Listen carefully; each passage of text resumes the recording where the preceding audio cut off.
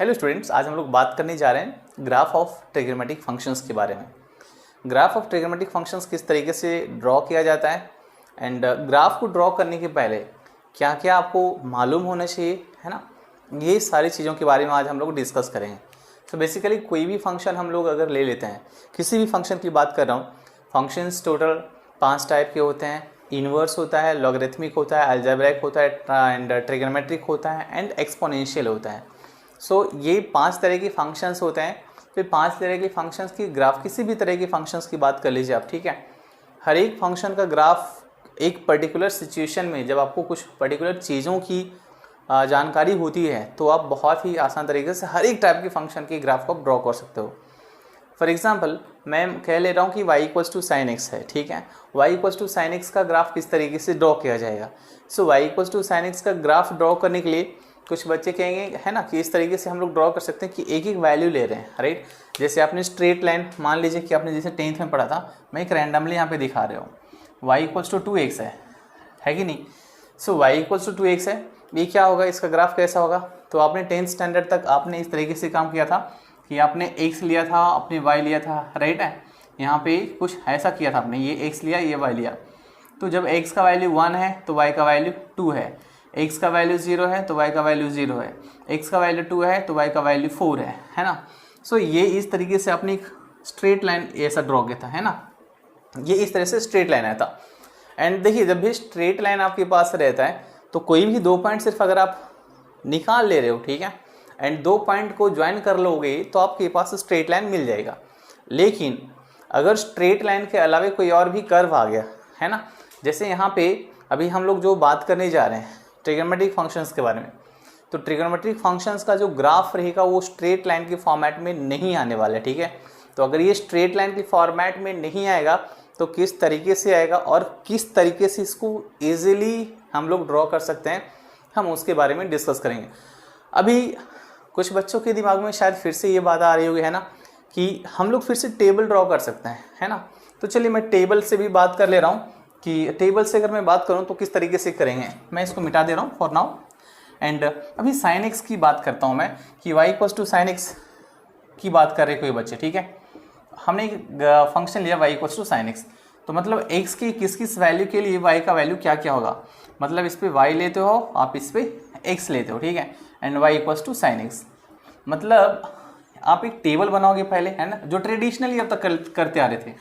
मैं उस तरह से बता रहा हूँ आपको कि यहाँ पे आपने x रखा और यहाँ पे y आ रहा है। जब x का वैल्यू 0 लेंगे, ठीक है, तो y क्या आएगा, sin 0 इज 0। जब x का वैल्यू आप π/6 लोगे, है ना, π/6 मतलब 30 डिग्री, 1/2 आएगा। जब आप π/4 लोगे, ठीक है, तो π/4 मतलब sin 1/√2, 1/√2 मीन्स हो जाता है आपका 0.707, ठीक है। 1/√2 0.707 आता है एंड π/3 अगर लोगे तो ये आता है √3/2, और यहाँ से फिर से अगर π/2 लोगे तो ये आएगा 1, है ना। तो ये टैबुलर फॉर्म में हमने यहाँ पे इसको लिख लिया है। अब इन सारे पॉइंट्स को एक एक करके लोकेट करेंगे, ठीक है। तो 0 एक पॉइंट लिया है, फिर दूसरा 30 डिग्री का लिया है, ये 30 डिग्री रहा होगा, यहाँ पे 60 डिग्री ले लिया और यहाँ पे मैंने 90 डिग्री ले लिया, ठीक है। ये 30, 60 और 90 का हो गया। अच्छा, 45 डिग्री कहाँ पे आएगा, 45 डिग्री कहाँ पे आएगा, तो 45 डिग्री ये अपने 30 लिया है, ये 60 लिया है ना, और ये 90 डिग्री लिया है आपने यहाँ पे। 45 समवेयर इसके बीच में आएगा, है ना। और 0 तो मालूम है, तो 0 पे 0 था, 30 पे हाफ पे गया एंड 45.707 पे गया, 60 डिग्री पे √3/2 मतलब 1.732/2 मतलब 0.86 समथिंग आएगा, ठीक है, 866 आएगा। इससे थोड़ा सा आगे आप जाओगे, राइट है। एंड 90 डिग्री पे कहाँ पे जा रहा है, तो ये 1 पे जा रहा है। मतलब ये क्या हो रहा है कि ग्राफ इस तरीके से ऊपर की ओर बढ़ रहा है ना, तो ये ऊपर की ओर बढ़ रहा है एंड जब π/2 पे जा रहे हो तो ये वैल्यू आपका 1 हो जा रहा है। ये इस कहाँ तक जाएगा, इसके आगे का बिहेवियर क्या होगा, है ना। तो हम लोग कितने पॉइंट्स को ड्रॉ करके चेक करेंगे, ये थोड़ा सा यहाँ पे मेहनत का काम हो जाता है, ठीक है। मैं आपको एकदम से शॉर्ट तरीके में किस तरीके से फटाफट किसी भी फंक्शन की ग्राफ को ड्रॉ किया जाता है आपको यहाँ पे वन स्ट्रोक में ग्राफ ड्रॉ करने के लिए आपको बता दूंगा, बहुत आसान तरीके से कोई भी फंक्शन का ग्राफ ड्रॉ कर लोगे तुम। यहाँ पे फिलहाल अभी हम लोग बात करें ट्रिग्नोमेट्रिक फंक्शंस की। ट्रिग्नोमेट्रिक फंक्शंस मतलब sine cos tan cosec sec और कॉट की बात कर रहे हैं, ठीक है। सो ग्राफ को ड्रॉ करने के लिए आपको यहाँ पे 3 चीज़ों की आवश्यकता पड़ेगी, ठीक है। 3 चीज़ों की आवश्यकता पड़ेगी। पहला है डोमेन, दूसरा है रेंज एंड तीसरा है पीरियड। डोमेन, रेंज और पीरियड क्या होता है, हम इन तीनों के बारे में एक एक करके डिस्कस करेंगे कि डोमेन का डेफिनेशन, रेंज का डेफिनेशन एंड पीरियड का डेफिनेशन किस तरीके से हम लोग डिफाइन करेंगे, राइट। तो अभी आता हूँ मैं, सबसे पहले मैं आता हूँ डोमेन के ऊपर, ठीक है। तो डोमेन, जैसा कि यहाँ पे मैंने वही चीज़ लिख दिया, to draw the graph of any kind of function if we know about the domain, range and period of the function it becomes easy to draw the graph, है ना। मतलब कोई भी फंक्शन का आपको ये 3 चीज़ की जानकारी है, क्या क्या, एक डोमेन, एक रेंज और एक इसकी पीरियोडिसिटी। ये 3 चीज़ों की जानकारी आपके पास है, आप ग्राफ बहुत आसान तरीके से ड्रॉ कर सकते हैं। किस तरीके से आसान होता है मैं ये बात करूँगा। 10 से 15 मिनट आप वेट कर लीजिए, ध्यान से देखते रहिए, आपको हर एक चीज़ समझ में आ जाएगा कि किस तरीके से काम हो रहा है यहाँ पे। अच्छा, अब उसके बाद मैं सबसे पहले मैंने यहाँ पे डोमेन डिफाइन किया। व्हाट इज़ डोमेन, आप भी समझिएगा डोमेन होता क्या है। कि डोमेन कोई भी फंक्शन, जैसे मान लीजिए कि y equals to sine x हमने यहाँ पे लिया, ठीक है। तो y equals to sine x में ये जो x रहता है, x को हम लोग क्या कहते हैं, x को कहते हैं इंडिपेंडेंट वेरिएबल, ठीक है। क्या कहते हैं, इंडिपेंडेंट वेरिएबल। एंड y को क्या कहते हैं हम लोग, डिपेंडेंट वेरिएबल, है ना। सो इंडिपेंडेंट वेरिएबल को आप इनपुट डाल रहे हो, है ना। जब आप y इक्वल्स टू 2x आपने लिया था फॉर एग्जाम्पल, है ना, एक फंक्शन यहाँ पे जो y इक्वल्स टू 2x लिया था, तो आप यहाँ पे वैल्यू किसका पुट करके चेक करे थे, x का वैल्यू पुट करके चेक करते आप। मतलब हम लोग x का इनपुट डाल रहे हैं, है ना, x का इनपुट डाल रहे हैं। सो यहाँ पे x इनपुट का काम करेगा और y किसका काम करेगा, आउटपुट का काम करेगा, ठीक है। सो x is input and y is output. एक सिंपल से शब्द में मैंने बोल दिया, x को इनपुट कह लिया, y को आउटपुट कह लिया। अगर हम इन टर्म्स ऑफ वेरिएबल बात करेंगे तो x को हम कहते हैं इंडिपेंडेंट वेरिएबल और y को कहते हैं हम डिपेंडेंट वेरिएबल। ये भाई किसी के ऊपर डिपेंडेंट नहीं है, ये बाहर से आ रहा है, कुछ भी वैल्यू हो सकता है, लेकिन y जो है कंप्लीटली इसके ऊपर डिपेंड है कि x का क्या वैल्यू आएगा तो y का वैल्यू क्या होगा। हर अलग अलग x की वैल्यूज के लिए y का वैल्यू डिफरेंट होगा, right. So independent variable and dependent variable. Now how we define the domain, the values of independent variable for which the function is defined, है ना, the function is defined। यहाँ लिखा है the values of x, x मतलब क्या, independent variable, right, in a real valued function।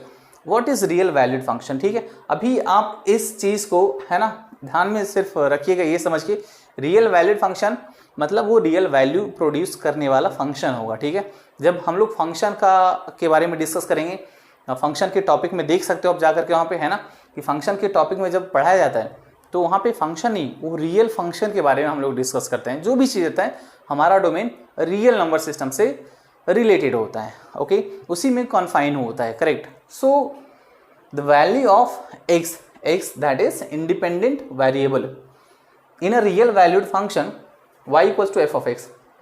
अब y equal to f of x क्या है, तो y equals to sine of x जो लिया ना, f stands for function, function of x, है ना, f स्टैंड्स फॉर फंक्शन, जो फंक्शन ऑफ x है, तो यहाँ पे फंक्शन क्या है, साइन x है, राइट। तो यहाँ पे फंक्शन ट्रिग्नोमेट्रिक है, तो ये f कुछ भी हो सकता है, साइन हो सकता है, आई मीन ट्रिग्नोमेट्रिक हो सकता है, ये अलजेब्राइक हो सकता है, ये लॉगरिथमिक हो सकता है, एक्सपोनेंशियल हो सकता है, it can be any kind of function, right.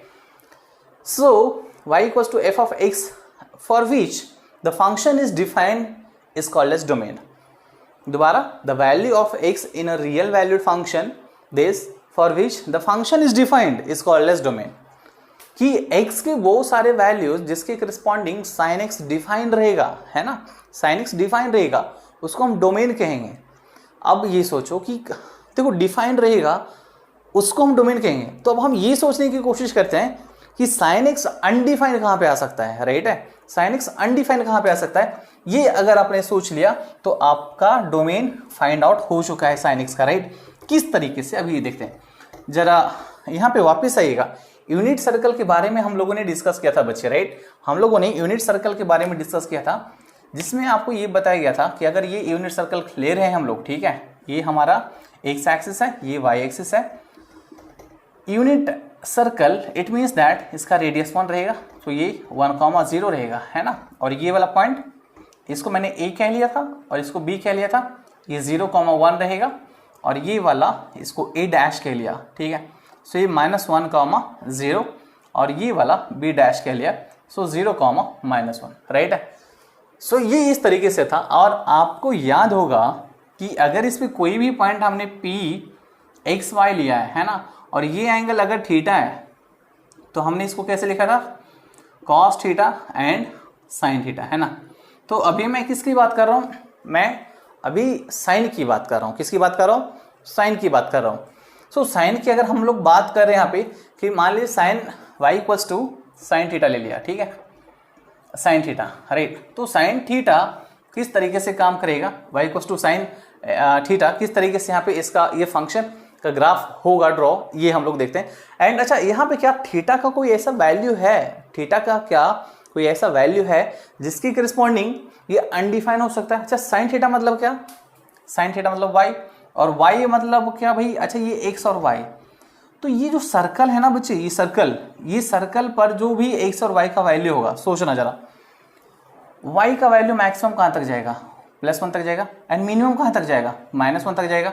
मतलब यहाँ से कह सकते हो क्या, y का वैल्यू -1 से लेके +1 के बीच ही रहेगा। क्या ये कभी अनडिफाइन हो सकता है, क्या कभी भी अनडिफाइन हो सकता है, नहीं हो सकता है ना। -1 से लेके +1 के बीच का ये वैल्यू रहेगा, है ना, जो भी वैल्यू रहेगा -1 से +1 के बीच का वैल्यू रहेगा। सो -1 से +1 मतलब सारे के सारे वैल्यू डिफाइन है नहीं, एक आपने क्या किया, एक इंटरवल डिफाइन कर लिया कि जो y का वैल्यू रहेगा, y मतलब साइन थीटा का वैल्यू एक इंटरवल के अंदर ही लाई कर रहा है।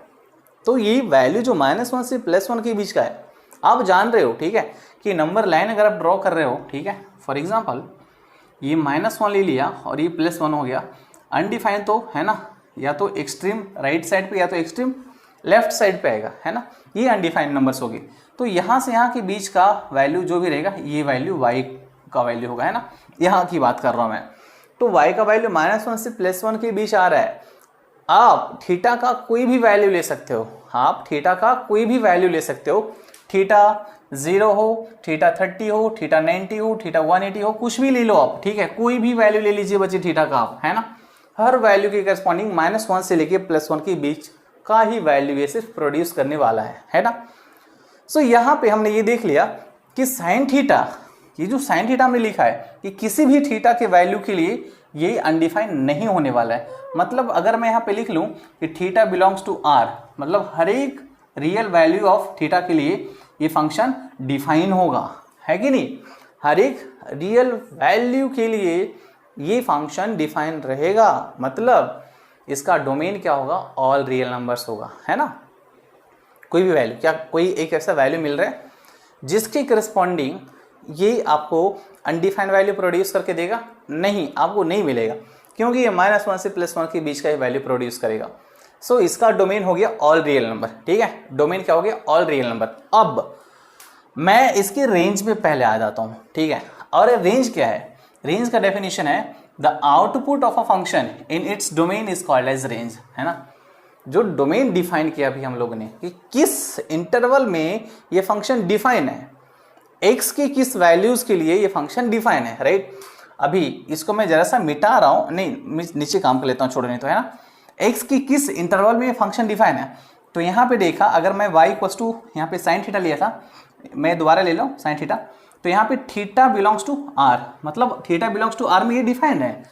और r मतलब कुछ भी रियल नंबर ले लीजिए आप, तो r में कोई भी सेट ले सकते हो, हर एक वैल्यू के करस्पॉन्डिंग, ठीक है, हर एक पॉइंट के करस्पॉन्डिंग जो वैल्यू निकल के आएगा, किसका, y का, क्योंकि थीटा क्या है, इंडिपेंडेंट वेरिएबल है, थीटा तो इनपुट डाल रहे हो आप, y क्या है, आउटपुट है, ठीक है, y आउटपुट निकल के आ रहा है ना। सो आउटपुट का वैल्यू कहाँ से कहाँ है, -1 से +1। सो ये है the output of function in its domain is called as range. So यहाँ पे ये आपका डोमेन हो गया और आउटपुट मतलब y, ठीक है, तो ये रेंज हो गया। मतलब अगर यहाँ पे बोलेगा कोई what is the range of sine theta, है ना, सो रेंज ऑफ साइन थीटा क्या होगा, तो इसको कहोगे तुम, ये रेंज ऑफ साइन थीटा हो जाएगा -1 से लेकर के +1 के बीच का, ठीक है, -1 से लेके +1 के बीच का इंटरवल ये रेंज कहलाएगा, ठीक है। सो यहाँ पे range of sine theta is from -1 to +1। अच्छा, ये जो बॉक्स लिखा है ना, इसका मतलब होता है कि -1 से लेके +1 के बीच की सारे वैल्यूज, -1 को इंक्लूड करके और +1 को भी इंक्लूड करके, ठीक है। यहाँ पे बॉक्स का मतलब समझिएगा, अलग अलग तरह के ब्रैकेट्स यहाँ पे इस्तेमाल किए जाएंगे। सो अलग अलग ब्रैकेट का मीनिंग अलग अलग होता है। जैसे इसको हम लोग कहते हैं क्लोज इंटरवल, ठीक है। ये जो आया यहाँ पे, इसको हम कहते हैं क्लोज इंटरवल। आपके पास ऐसा भी आ सकता है -1 से +1, समटाइम्स आप ऐसा देखोगे, ठीक है। तो इसका मतलब होता है all values from -1 to +1 but excluding -1 and +1, ठीक है। -1 टू +1 ऐसा रहेगा, स्क्वायर ब्रैकेट रहेगा। इसका मतलब क्या है, इसका मतलब यहाँ पे समझ लीजिए आप, ये -1 रहा होगा और ये +1 रहा है। सो -1 से लेके +1 तक के ये सारे वैल्यूज, राइट है। और अगर कहीं पे अगर -1 से +1 ऐसा वाला ब्रैकेट दिखा, तो इसका मतलब होता है -1 से +1 के बीच के वैल्यूज, -1 को छोड़ के और +1 को छोड़ के, ठीक है। सो ये वाला हो गया, राइट। ये डिफरेंस है दोनों में। अच्छा, समवेयर हो सकता है आपके पास ऐसा आ जाए कि -1 पे ओपन है और +1 पे क्लोज है। इसको ओपन ब्रैकेट कहते हैं, इसको क्लोज ब्रैकेट कहते हैं, ठीक है। यहाँ पे कंप्लीटली दोनों साइड पे क्लोज है, यहाँ पे क्या है, दोनों साइड पे ओपन है, ठीक है। और यहाँ पे क्या है, वन साइड ओपन है, वन साइड क्लोज है।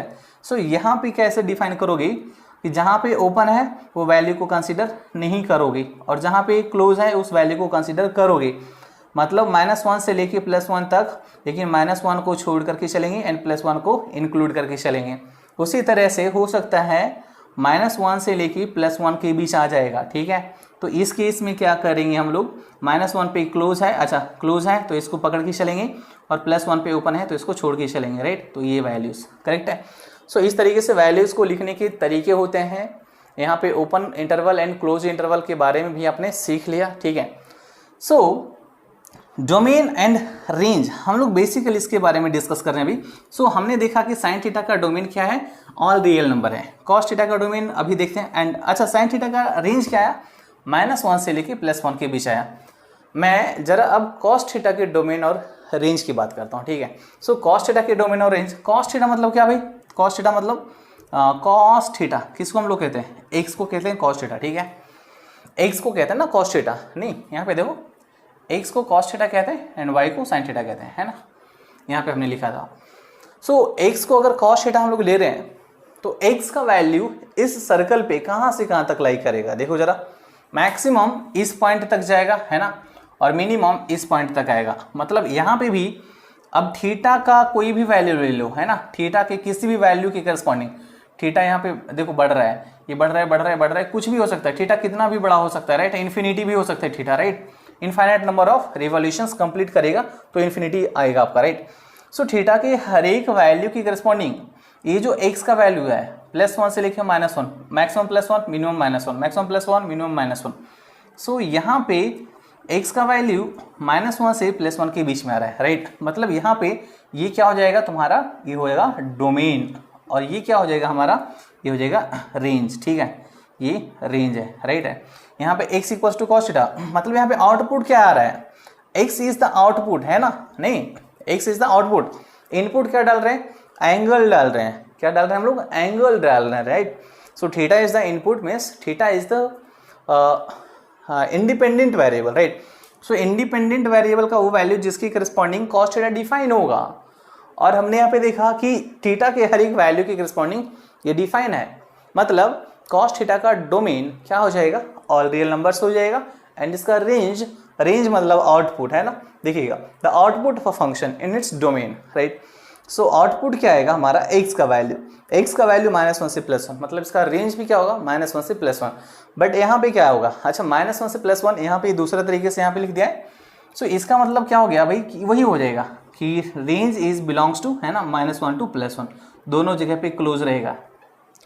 क्लोज मतलब इक्वालिटी, ठीक है। और ओपन मतलब -1 से +1 का मतलब इक्वालिटी नहीं रहेगा, मतलब ऐसा रहेगा -1 से +1, राइट। इस तरीके से यहाँ पे इक्वालिटी नहीं है, देखो आप, ठीक है। सो ये डिफरेंस है। सो यहाँ पे डोमेन और रेंज हमने देख लिया। अच्छा, उसी तरह से हम लोग टाइम का भी बात करेंगे, बट अभी मैं थोड़ा सा पहले पीरियड के ऊपर आता हूँ, फिर उसके बाद हम लोग टाइम के डोमेन, रेंज एंड पीरियड पे आएंगे, राइट। पीरियड क्या होता है, अभी पीरियड के बारे में समझना होगा आपको। Period the least positive value of x, ठीक है, the least positive value of x after which the function repeats it's value, है ना, उसको पीरियड कहते हैं। जैसे मान लीजिए ना 24 आवर्स है ना, एक दिन का पीरियड होता है ना, कि हर एक 24 घंटे के बाद, हर एक 24 घंटे के बाद सुबह होना ही होना है। या जैसे मान लो कि 2 बजने के, है ना, दोपहर के 2 बजेंगे, तो कब बजेगा दोबारा, 24 घंटे के बाद दोबारा बजेगा, है ना, फिर से 48 आवर्स के बाद दोबारा वो 2 बज जाएगा दोपहर का, है ना। सो ये हो गया कि दिन का पीरियड, है ना, 2 बजने का पीरियड वो हो गया। उसी तरीके से आप हर चीज का पीरियड डिफाइन कर सकते हो जहां पे पीरियोडिसिटी पॉसिबल है वहां पे, है ना, पीरियड्स की बातें करेंगे, ठीक है। तो जैसे भी ट्रिग्नोमेट्रिक फंक्शंस हैं, अभी ये पीरियोडिक होता है और किस तरीके से होगा आप यहाँ पे देख लीजिए। जैसे मान लो भाई ये यूनिट सर्कल था हमारा, ठीक है, था का मतलब है अभी भी है, ठीक है, ये हमारा यूनिट सर्कल है एंड इसका ये एक्स एक्सिस हमने दिखा, ये वाई एक्सिस है, स्टैंडर्ड यूनिट सर्कल है, मतलब ये ओरिजिन पे सेंटर रहेगा और ये हमारा क्या है अभी, चलिए मैं यहाँ पे ले लेता हूँ, ठीक है, यहाँ पे हमने कोई पॉइंट कहा x, y और ये एंगल हमारा थीटा है, मतलब ये इसके इक्विवेलेंट होगा, ये होगा cos theta and sin theta के इक्विवेलेंट होगा, ठीक है। अभी बताएंगे आप मुझे जरा कि पीरियड, मैं sin थीटा की पीरियोडिसिटी की बात कर रहा हूँ, क्या sin थीटा पीरियड है? अच्छा यहाँ पीरियोडिक है, अभी देख रहे हैं ये जो वैल्यू है ये क्या है हमारा, ये वाला वैल्यू है y, है ना, ये वैल्यू y रहेगा और यहाँ से यहाँ तक का ये वैल्यू क्या है हमारा x है ना। तो ये वैल्यू दोबारा कब रिटेन होगा अपने आप में, सोचो ये वैल्यू दोबारा कब आएगा, ये पॉइंट दोबारा कब आएगा इस पॉइंट पे ही, जब ये यहाँ से घूमेगा और वापस यहाँ पे आ जाएगा, है ना, मतलब 2 पाई के रोटेशन के बाद, है ना, जब 2 पाई का रोटेशन इसने कंप्लीट किया, है ना, इस पॉइंट को दोबारा रिगेन कब करेगा, 2 पाई के रोटेशन के बाद। तो 2 पाई के रोटेशन के बाद दोबारा यहाँ पे आ गया। अच्छा अभी मान लो कोई कह रहा है कि 2 पाई रोटेशन क्यों सर, है ना, 4 पाई रोटेशन भी तो हो सकता है ना, एक बार और चक्कर मारा तो 2 पाई के एंगल के बाद या 4 पाई के रोटेशन के बाद या 6 पाई के रोटेशन के बाद 8 पाई के रोटेशन के बाद, तो इन सारे रोटेशंस के बाद, है ना, दोबारा ये पॉइंट अपना पोजीशन रीगेन करेगा। मतलब यहाँ पे अगर मैं कह लूँ तो ये पॉइंट रीगेन करेगा, मतलब दोबारा x भी आएगा और दोबारा y भी आएगा, है ना, मतलब दोबारा cos थीटा भी अपना वैल्यू रीगेन करेगा और sin थीटा भी रीगेन करेगा। मतलब cos थीटा और sin थीटा कितने इंटरवल के बाद वापस वो रिपीट हो रहा है, 2 पाई इंटरवल के बाद वापस रिपीट हो रहा है, ठीक है। सो यहाँ पे हम लोग कहेंगे कि पीरियड ऑफ किसका, पीरियड ऑफ किसका, तो cos theta and sin theta is 2 पाई, है ना। Okay, so period of cos theta and sin theta is 2 पाई। अभी सुनिएगा एक और चीज, जैसे मैंने बोला 4 पाई के बाद भी वापस रिगेन करेगा, तो क्या 4 पाई पीरियड नहीं होगा, होगा, ठीक है, वो भी पीरियड होगा, राइट। लेकिन यहाँ पे हम जो ये बात करते हैं ना, फंडामेंटल पीरियड की बात करते हैं, राइट। तो फंडामेंटल पीरियड कोई बोलेगा, फंडामेंटल मतलब बेसिक, जो यहाँ पे पीरियड डिफाइन किया गया वहां पे समझिएगा वर्ड को, द लीस्ट पॉजिटिव, ठीक है। तो सबसे छोटा वाला वो कौन सा वैल्यू होगा जिसके बाद ये रिपीट कर रहा है अपने आप में, तो सबसे छोटा वाला 2 पाई है ना। इस वजह से हम लोग जब भी बात करेंगे पीरियड की तो हम लोग सिर्फ 2 पाई लेके चलेंगे। लेकिन किसी ने क्रॉस क्वेश्चन कर दिया, क्या 4 पाई पीरियड नहीं होगा, होगा। अगर हम लोग सिर्फ पीरियड की बात करेंगे तो 4 पाई भी होगा, but if we are talking about the fundamental period, fundamental मतलब बेसिक, है ना, सबसे छोटा वाला interval, least positive interval, then we will say that it is 2 pi. So period जब भी सिंपली कोई आपसे पूछे बोलना है 2 पाई। लेकिन अगर आपसे क्रॉस क्वेश्चन करे कि क्या 4 पाई 6 पाई 8 पाई नहीं हो सकता है, बोलना है हाँ हो सकता है, but this is not fundamental period, right. So its fundamental period is 2 pi, right. मतलब cos theta and sin theta का पीरियड क्या है, 2 पाई है, राइट। अभी हम लोग अब जरा सा डोमेन, रेंज और पीरियड का डेफिनेशन आपको समझ में आ गया है, तो मैं इसको मिटाता हूँ एंड दोबारा हम लोग आते हैं, इसके आगे बढ़ते हैं एंड दोबारा फिर से हम लोग sin theta, cos theta, tan theta, जितने भी हमारे पास ट्रिग्नोमेट्रिक फंक्शंस हैं, हम इन सारे के सारे ट्रिग्नोमेट्रिक फंक्शंस के डोमेन, रेंज और पीरियड के बारे में डिस्कस करते हैं। अभी समझने की कोशिश करना जा रहा है। यहाँ पे हमने पॉइंट P x, y लिया था। अगर मैं इसके जस्ट अपोजिट साइड पे आ रहा हूँ यहाँ पे, ठीक है, तो ये वाला पॉइंट क्या होगा, -x -y आएगा। थर्ड क्वाड्रेंट है -x -y, ये 180 डिग्री पे एग्जैक्टली, राइट। अभी ये सोचो tan थीटा कैसे डिफाइन करते हो भाई, tan थीटा लिखते हो sin theta by cos theta, right, sin theta by cos theta, है कि नहीं। तो sin थीटा आपके पास क्या आया था, यहाँ से आप देखिए जरा, x को आपने लिखा था cos थीटा एंड y को आपने लिखा था sin थीटा, ठीक है, राइट। तो tan थीटा को किस तरह से लिखा जाएगा, tan थीटा लिखा जाएगा sin बाय cos, तो sin है हमारा y, मतलब y बाई x, है कि नहीं। अभी ये सोचना आप जरा कि पॉइंट P के लिए और पॉइंट P डैश के लिए, है ना, ये पॉइंट P के लिए मैंने डिफाइन किया, किसके लिए, ये पॉइंट P के लिए डिफाइन किया, राइट। अब मैं P डैश पे आता हूँ, राइट है, तो P डैश पे अगर मैं ये कह रहा हूँ कि ये वाला यहाँ पे क्या होगा, ठीक है, tan थीटा का वैल्यू, तो यहाँ पे भी sin y cos लिखोगे, sin क्या भाई, तो यहाँ पे भी यहाँ sin है minus y and cos theta क्या है minus x, so minus y by minus x क्या आएगा, वाई बाई एक्स आएगा, राइट। और अगर सोचिएगा जरा साहब कि बेसिकली ये जो एंगल है ये हमारा क्या है, ये थीटा है और ये क्या है 180 है, मतलब यहाँ से यहाँ तक की अगर बात करेंगे हम लोग तो ये टोटल एंगल क्या आएगा 180 प्लस थीटा आएगा, राइट है। मतलब tan थीटा लिखिए या tan 180 प्लस थीटा लिखिए, दोनों का वैल्यू सेम ही आएगा, है ना। सो दोनों पॉइंट के करस्पॉन्डिंग आप या तो पॉइंट P पे tan थीटा की बात करो या पॉइंट P डैश की करस्पॉन्डिंग, है ना, जो एंगल बन रहा है 180 प्लस थीटा।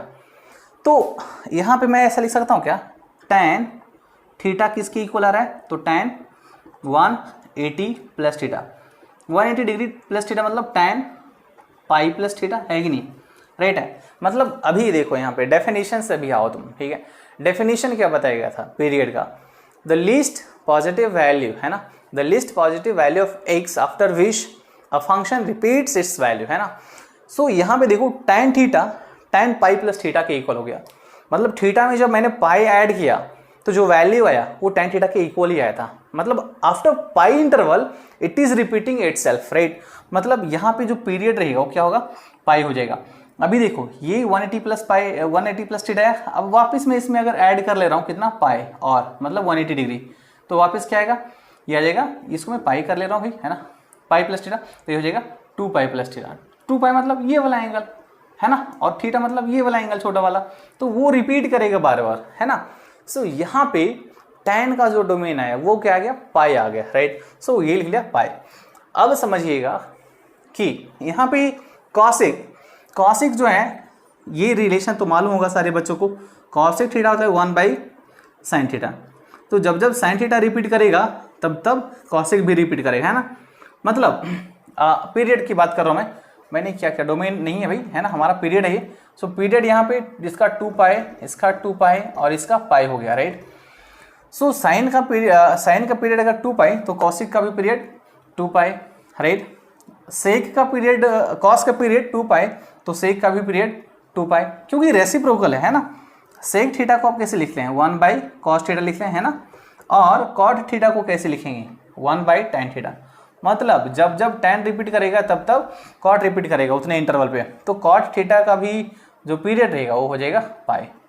ओके, अब डोमेन रेंज पे आते हैं जरा हम लोग। सो थीटा का वैल्यू डोमेन, है ना, साइन थीटा के लिए डोमेन क्या था, theta belongs to all real numbers, cos theta के लिए theta belongs to all real numbers. tan theta की बात करो आप, ठीक है, तो tan थीटा की बात करते जरा कि क्या क्या होता है ना। तो tan थीटा को हम लोग डिफाइन किस तरीके से करते हैं, बेसिकली tan थीटा को कुछ इस प्रकार से डिफाइन करते हैं। अभी यहाँ पे हम लोगों ने डिफाइन किया था, है ना, कि sin theta by cos theta मतलब y बाई एक्स, है ना। So tan theta is equals to y by x. ये अनडिफाइंड कहाँ पे होगा, ये वाला tan थीटा अनडिफाइंड कब कब होगा, सोचो, जब जब x 0 हो जाएगा। यहाँ पे लिखते हैं ना x must not be equal to 0, right, क्योंकि अगर जब 0 हो गया x तो ये अनडिफाइंड हो जाएगा, है ना। सो x 0 कहाँ पे होगा, उन सारे वैल्यूज को निकाल लेना है। x 0 अपने को नहीं चाहिए, तो x 0 कहाँ पे आ रहा है, x 0 कहाँ पे होता है, x equals to 0 at y axis, है ना, y एक्सिस पे x 0 होता है, मतलब इस पॉइंट पे या इस पॉइंट पे, मतलब दिस इज पाई बाई 2 का एंगल एंड ये वाला 3 पाई बाई 2 का angle, this is angle 3 pi by 2 plus pi करेंगे, सो ये 5 पाई बाई 2 आएगा और ये 7 पाई बाई 2 आएगा, फिर से ये 9 पाई बाई 2 आएगा और फिर से ये 11 पाई बाई 2 आएगा एंड सो ऑन, राइट। मतलब क्या हो रहा है कि x, what is x, x is cos theta, है ना। सो आप ये देखो x equals to 0, x equals to 0 कहाँ पे हो रहा है, जरा मैं इसको मिटा रहा हूँ और मैं यहाँ पे लिख दे रहा हूँ, समझिएगा। x इक्वल्स टू 0 कहाँ हो रहा है, x इक्वल्स टू 0 है ना, x equals to cos theta and equals to 0 कभी where at x equals to π/2, 3 π/2, 5 π/2, 7 π/2 and so on. So ये जो नंबर्स आए 1 इंटू π/2, 3, 5, 7, फिर से आया आपका, देखो यहाँ पे 9 आया, 11 आया।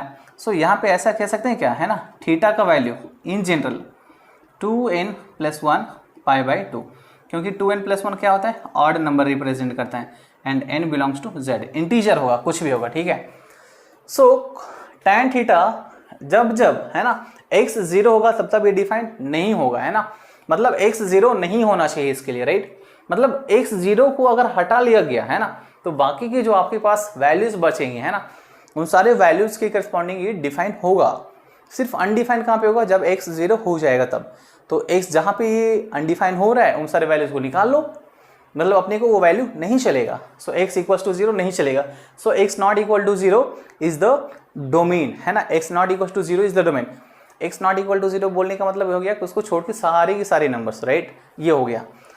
सो x नॉट इक्वल टू 0 मतलब बोलिएगा फिर से, थीटा नॉट इक्वल्स टू, यहाँ पे लिखेंगे हम लोग, है ना, थीटा ऐसे लिख लेता हूँ मैं, theta belongs to r except, ये साइन होता है, सिंबल होता है एक्सेप्ट का, किसको छोड़ के, तो 2n + 1 एन इंटू π/2 को छोड़ के, राइट है।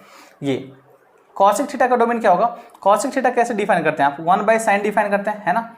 तो जब जब sin 0 होगा, sin 0 होगा मतलब क्या, y का वैल्यू 0। अब देखो कि y का वैल्यू 0 कहाँ कहाँ पे हो रहा है, y का वैल्यू 0 है ना, y equals to 0 at x axis, y equals to 0 मतलब y equals to sine theta and that is equal to 0, कहाँ कहाँ पे होगा, तो x एक्सिस का एंगल मतलब ये 0, ये पाई, राइट, ये फिर से 2 पाई, ये 3 पाई का एंगल, ये 4 पाई का एंगल, ये 5 पाई का एंगल, राइट।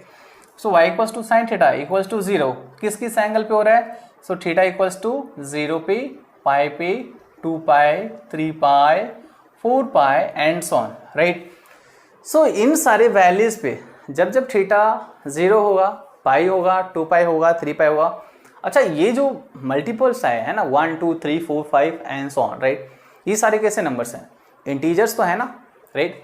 सो अगर माइनस में भी जाओगे, so minus theta I mean minus pi, -2 पाई, -3 पाई, -4 पाई तो भी चलेगा, कोई दिक्कत नहीं है।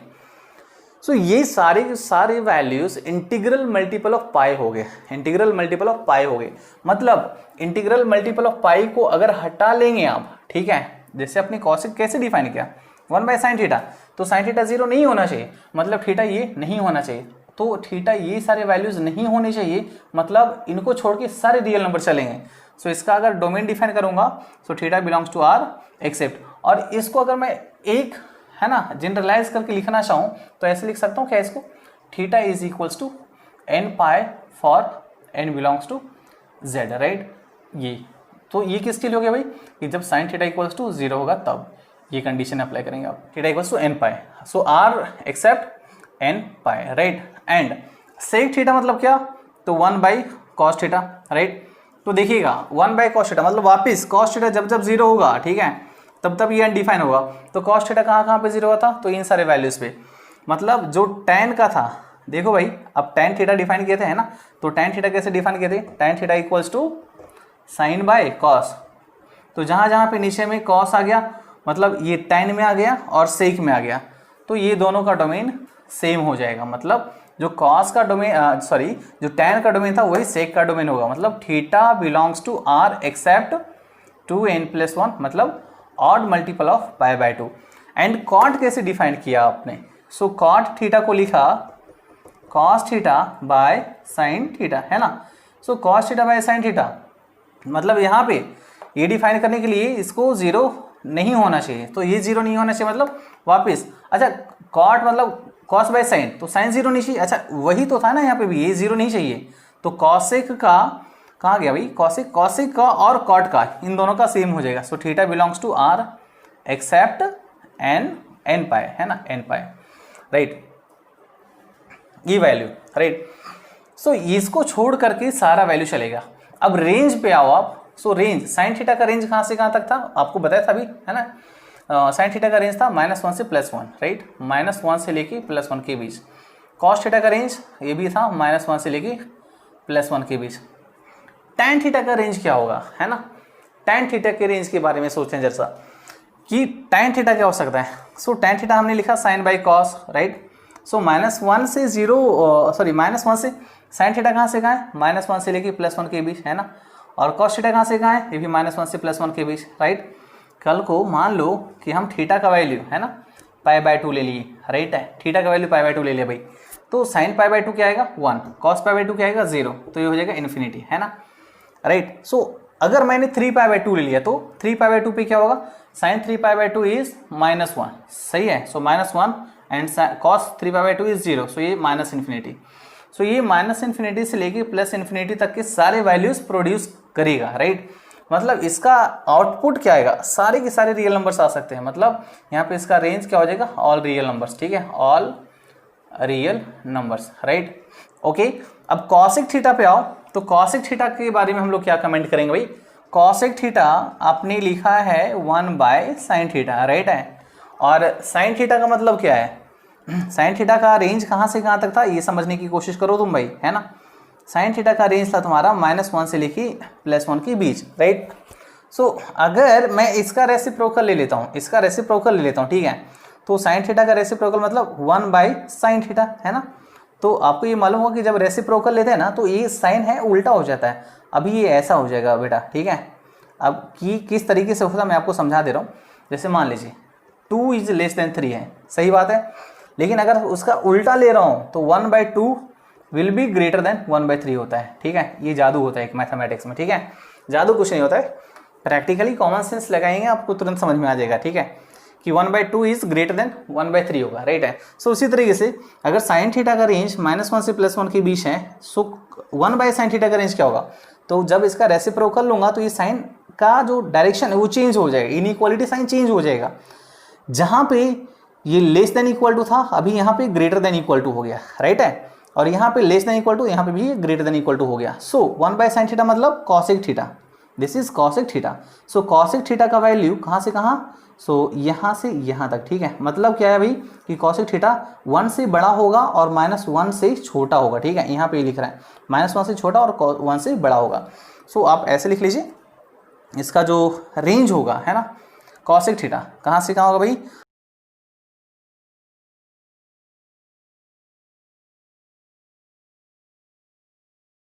उसी तरीके से सेक थीटा का भी हो जाएगा कि सेक थीटा का range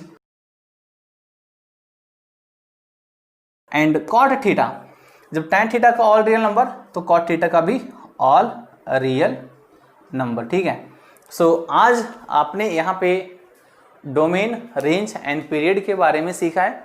so domain, range and period बहुत ही इंपॉर्टेंट होता है किसी भी फंक्शन का ग्राफ ड्रॉ करने के लिए, ठीक है। अगर आप इन सारे डोमेन, रेंज एंड पीरियड के सारी चीज़ों को समझ लिए, ठीक है, आप इनको याद रखो, अच्छे तरीके से समझ लीजिए कॉन्सेप्चुअली, तो हम अगले लेक्चर में अच्छे तरीके से ग्राफ को ड्रॉ कर पाएंगे। किसी भी फंक्शन का आने दो, किसी भी ट्रिग्नोमेट्रिक फंक्शंस का आने दो, हम उसका ग्राफ बहुत ईजी तरीके से ड्रॉ कर लेंगे।